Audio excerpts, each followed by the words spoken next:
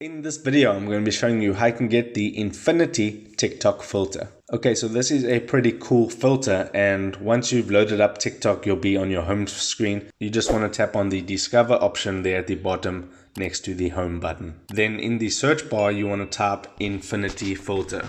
And then once you've typed that out, you just want to hit search and it'll load up the screen. And then you just want to scroll to the video section, and then you can generally tap on any one of these videos. And then above the person's username, you can see it says Magic. I think they changed the name of the filter. I believe it used to be called Force Field. But above the person's username, if you go ahead and tap on that little effects button, it'll load up the effects page, and then from here you can add it to your favorites, or you can try it out by hitting the camera button. And once you've created a video, you can download it and then use it on any other social media that you would like. So that is how you get the Infinity filter, also known as the Force Field filter or Magic filter. If this video helped you out, make sure to hit the like button and subscribe for more. Take care.